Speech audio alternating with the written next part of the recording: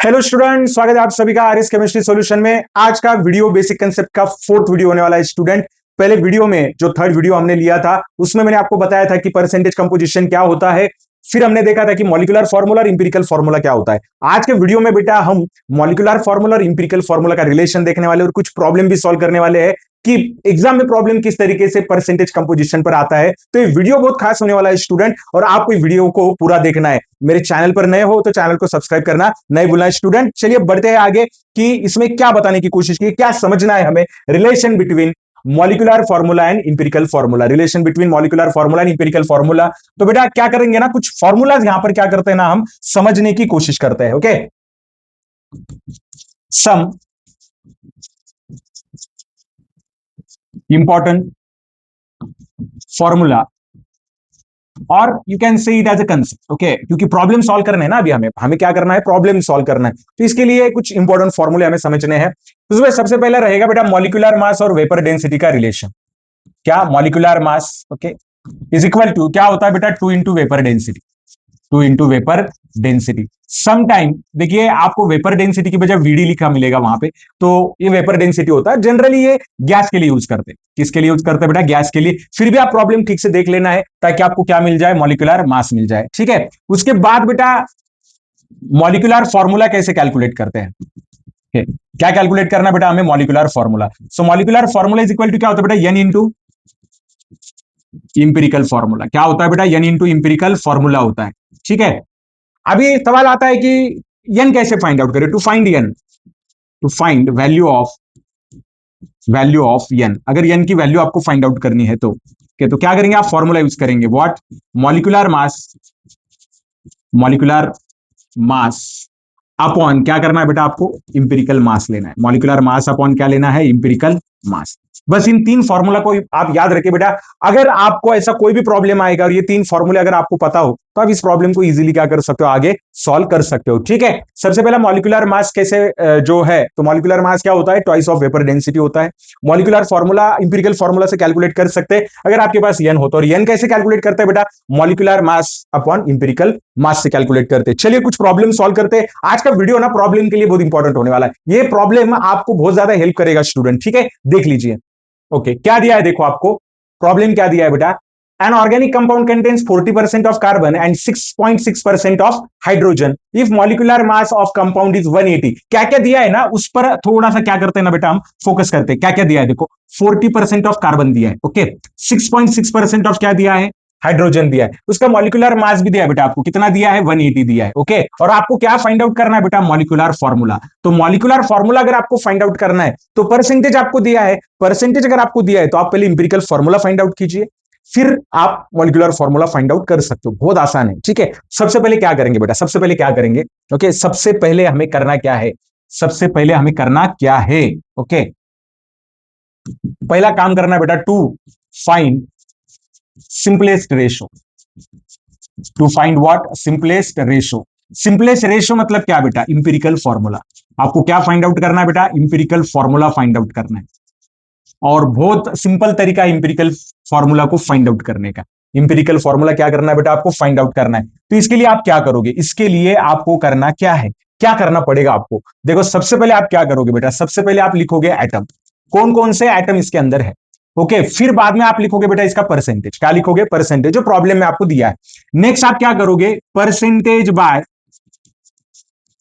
Atomic mass ratio. मतलब actual में क्या करते हैं पता है आपको, यहां पर ना हम परसेंटेज को एटॉमिक मास में कन्वर्ट करते हैं। किसमें, एटॉमिक मास में। और लास्ट में हम क्या करते हैं बेटा, सिंपलेस्ट रेशो निकालते हैं। क्या निकालते हैं, सिंपलेस्ट रेशो। और आपको पता है सिंपलेस्ट रेशो से ही हमें क्या मिलने वाला है, इंपिरिकल फॉर्मूला। तो चलिए बच्चों एकदम फास्टली इसको हम समझने की क्या करते हैं, कोशिश करते हैं। ठीक है, चलो कौन कौन से आइटम दिए बेटा, हमें कार्बन है, उसके बाद क्या दिया है, हाइड्रोजन। तो आपने सबसे पहले क्या करना है, कार्बन का परसेंटेज कितना दिया है बेटा, आपको 40.0 लिख लेते हैं। कितना लिख लेते हैं, 40.0।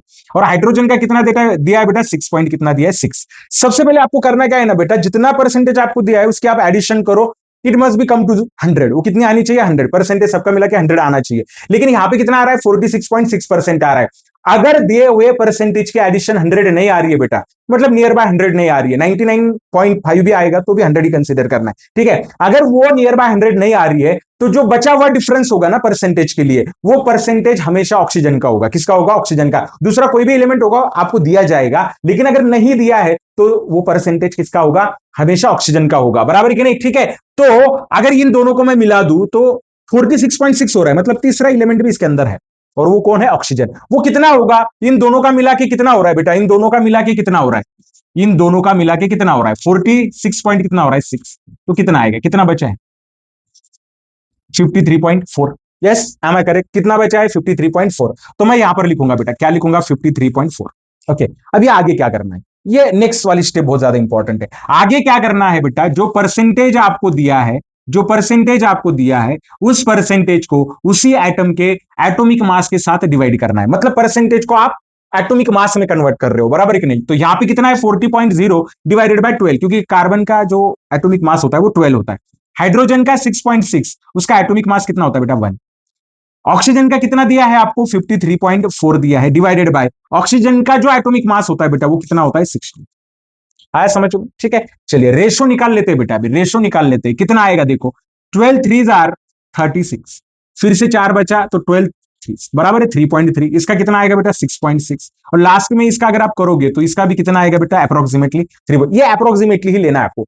चलो, percentage by atomic mass ratio आपको मिल गया। अगली स्टेप भी इंपॉर्टेंट है। अगली स्टेप भी क्या है बेटा? इंपॉर्टेंट है। अगली स्टेप में आपको करना क्या है? सिंपलेस्ट रेशो के लिए जो percentage by atomic mass ratio है उसकी तरफ आप देखिए, सबसे छोटा रेशो कौन सा है? 3.3।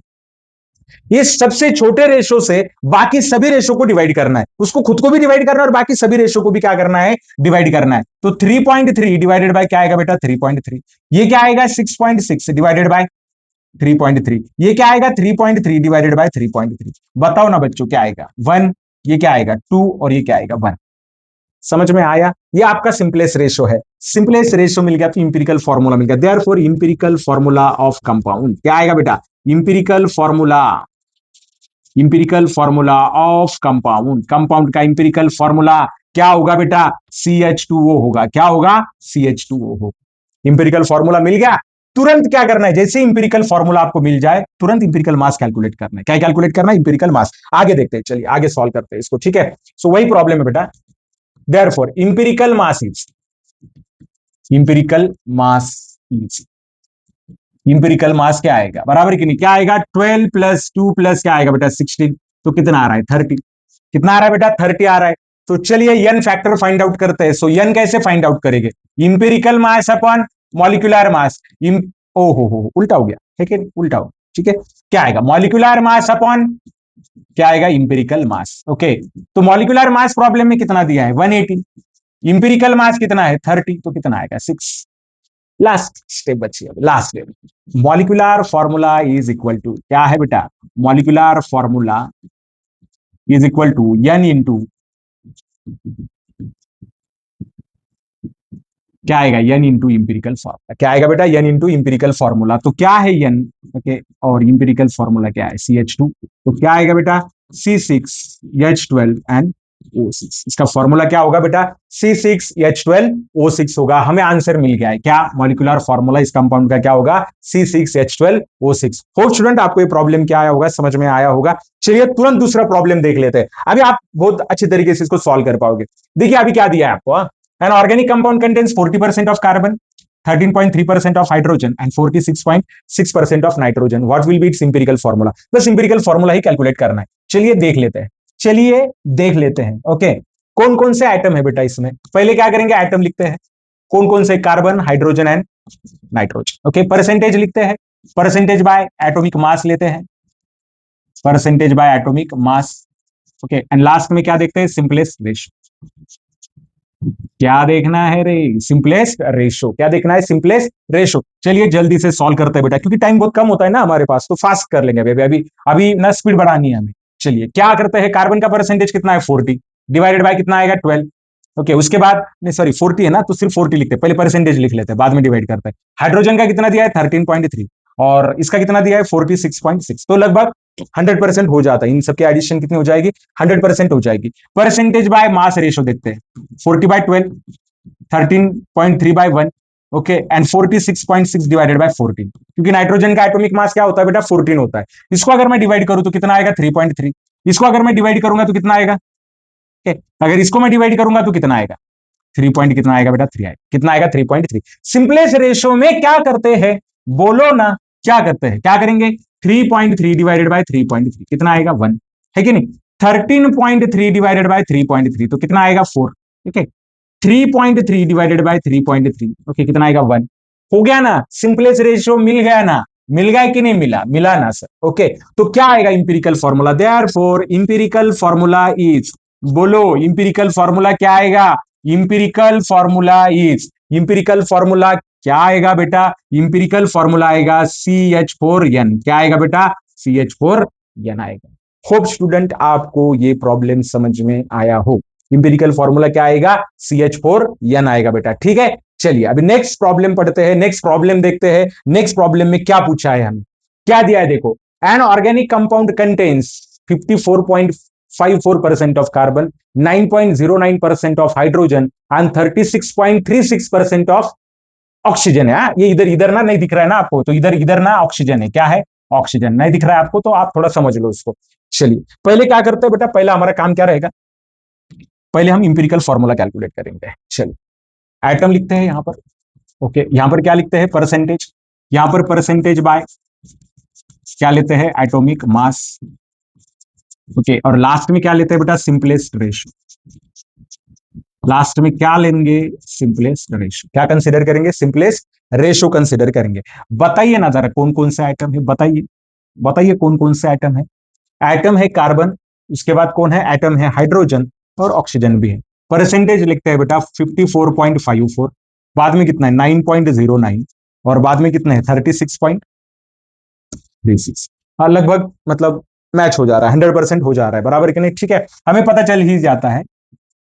डिवाइडेड बाय क्या आएगा 12, यहाँ पर 9.09 डिवाइडेड बाय 1 और यहाँ पे आएगा बेटा 36.36 डिवाइडेड बाय 16, करो सॉल्व, कितना आएगा इसका देखो 4 पॉइंट, 12×4 = 48 होता बराबर कि नहीं, हाँ 4 पॉइंट कितना आएगा 5, अप्रोक्सीमेटली कितना आएगा 4.5, इसका कितना आएगा 9.09, कितना आएगा 9.09, इसका अप्रोक्सीमेटली कितना आएगा, इसका अप्रोक्सीमेटली 2.25 आएगा, कितना आएगा 2.2, अप्रोक्सीमेट की बात कर रहा हूं मैं, कितना आएगा 2.25 आएगा।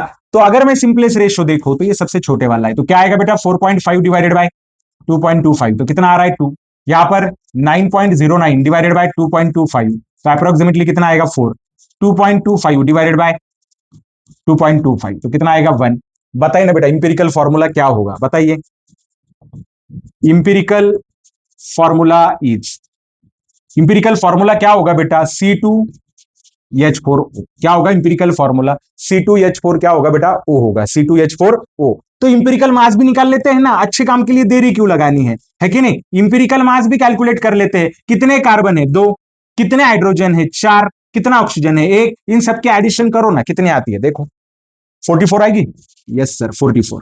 इंपिरिकल जो मास है वो कितना आ रहा है बेटा 44 आ रहा है, कितना आ रहा है सर 44 आ रहा है। चलिए आगे बढ़ते तुरंत प्रॉब्लम सॉल्व करते हैं, ठीक है, तुरंत इस प्रॉब्लम को क्या करते हैं सॉल्व करते हैं, ऐड कर लेता हूं मैं इसके अंदर, ठीक है, प्रॉब्लम को सॉल्व कर लेते हैं। अभी क्या दिया है ना, आगे आपको क्या दिया है वेपर डेंसिटी दी, क्या दी है वेपर डेंसिटी, कितनी दी है वेपर डेंसिटी बेटा 88 दी है। देयरफॉर मॉलिक्यूलर मास क्या निकालेंगे बेटा हम, मॉलिक्यूलर मास निकालेंगे, सो क्या होता है 2 इंटू वेपर डेंसिटी, तो 2 इंटू क्या आएगा 88, ऐसे ही रखते क्या, ऐसा ही रखो या फिर ऐसा कर दो इसको 176। चलिए फिर क्या करते हैं यन कैलकुलेट करते हैं, क्या आएगा मॉलिक्यूलर मास अपॉन इंपिरिकल मास, बताइए ना मॉलिक्यूलर मास अभी तो निकाला हमने 176 अपॉन इंपिरिकल मास कितना है 44, अगर मैं डिवाइड करूंगा तो कितना आएगा बेटा 4 आएगा, कितना आएगा यन फैक्टर कितना आ रहा है 4 आ रहा है सर, यन फैक्टर कितना आ रहा है 4 आ रहा है। अभी हम निकालेंगे मॉलिक्यूलर फॉर्मूला, क्या निकालेंगे बेटा मॉलिक्यूलर फॉर्मूला निकालेंगे, ओके सो क्या होगा बेटा molecular formula, molecular formula N into क्या होता है इंपिरिकल फॉर्मूला, एन कितना है 4, इंपिरिकल फॉर्मूला क्या है C2H4O, ओके कितना आएगा C8H16 and O2, this is the formula, ये फॉर्मूला होगा बेटा, this is the molecular formula of the compound. Hope student आपको समझ में आया होगा। ये प्रॉब्लम अगर आप सॉल्व कर लेते हो तो इतने आसान प्रॉब्लम है ना कि आपको ज्यादा दिमाग लगाने की जरूरत नहीं पड़ेगी। इसकी प्रैक्टिस कर लो, इसी टाइप के कोई प्रॉब्लम सॉल्व कर लो। दिक्कत आती हुई तो कमेंट सेक्शन में जरूर पूछना है आपने। चैनल को सब्सक्राइब करना नहीं भूलना है। कुछ इंपॉर्टेंट पॉइंट दे रहा हूं, ओके याद रखो। Advice by Ravi sir, advice दे रहा हूं मैं आपको। Always simplify the mole ratio. सबसे इंपॉर्टेंट चीज है कि मोल्ड रेशियो सिंप्लीफाई करना है। Simplest empirical formula. Check the multiplication factor, जिसको हमने एन बोला है ना, एन मतलब क्या, मल्टीप्लीकेशन फैक्टर। और प्रैक्टिस पीवाई क्यूज रेगुलरली। अगर बेटा नीट, जेडबल सीटी कोई भी एग्जाम क्रैक करनी है, कोई भी objective MCQ base exam crack करनी है, तो इंपॉर्टेंट क्या होता है, पीवाई क्यूज। क्योंकि पीवाई क्यूज से आपको पता चलेगा कि किस लेवल के क्वेश्चन आपको आ सकते हैं, किस डेप्थ में आ सकते हैं, और पैटर्न क्या होता है। ठीक है, क्योंकि एग्जाम का पैटर्न ना बहुत जल्दी चेंज नहीं होता है बेटा। क्वेश्चन चेंज होंगे, पैटर्न चेंज नहीं होता है। वैल्यू चेंज होंगे, पूछने का तरीका शायद थोड़ा सा चेंज होगा, लेकिन कंसेप्ट वही रहता है। अगर आप पीवाई क्यूज की ठीक तरीके से प्रैक्टिस करोगे तो शायद आपको हेल्प होगी। कंटिन्यूसली लेक्चर सुनने बेटा, कंटिन्यूसली लेक्चर सुनने, नोट्स बनाने हैं, एनसीईआरटी को फॉलो करना है। अगर आप जेडबल नीट देना चाहते हो, अगर आप सीटी देना चाहते हो, तो स्टेट बोर्ड का बुक बाइबल की तरह यूज करना है, गीता की तरह यूज करना है, बराबर कि नहीं। ठीक है, तो आप इसको भूलना नहीं है, ओके। और पढ़ते रहना है। मेरे वीडियो को सब्सक्राइब भी करना है, लाइक करना है, शेयर करना है। चैनल को सब्सक्राइब करो, वीडियो को लाइक करो। ठीक है, मिलते हैं नेक्स्ट वीडियो में। Bye bye.